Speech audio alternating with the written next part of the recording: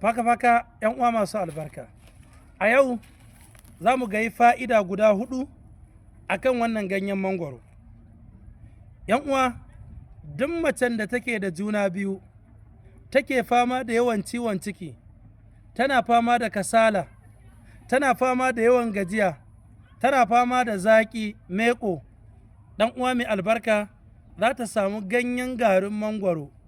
Idan ta samu ganyen garin mangwaro, za a rika tafasa mata, tana sha da safe da rana da daddare har kimanin aihuwa. Insha Allahu zaƙi, maiƙo, kasala, mutuwar jiki, ciwon jiki Allah zai yaye mata.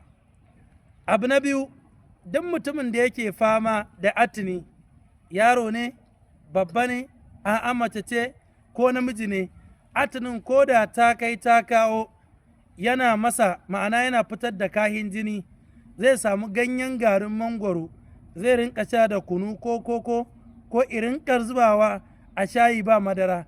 In Allah ya so ya yarda problem ɗinsa ta zo ƙarshe.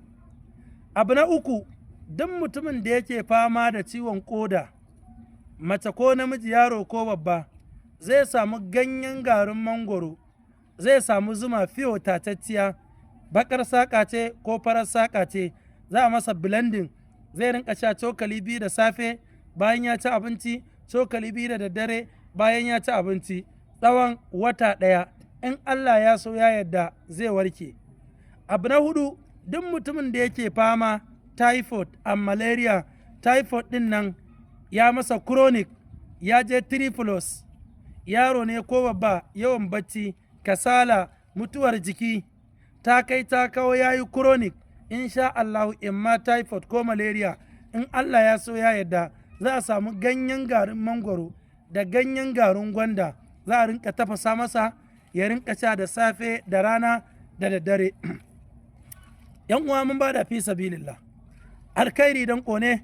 Duk mutumin da ya ci karo da bidiyon mu, abin da muke bukata kadai ya daure ya yi shiyarin a amfanar da musulmi har kirista. ‘Yan uwa masu albarka, a daure a yi shiyarin ɗinsa, a yada domin ‘yan uwa su gani su amfana.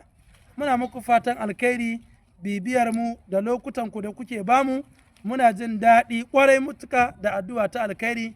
Shi yasa a kullum ba za mu gajiya ba, duk wani abu mai mahimmanci za mu yi ƙoƙari mu ga mun kawo muku.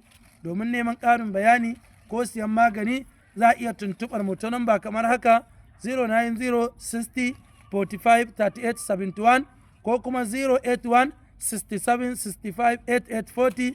Muna muku fatan alkhairi. Baka wassalamu alaikum wa rahmatullah.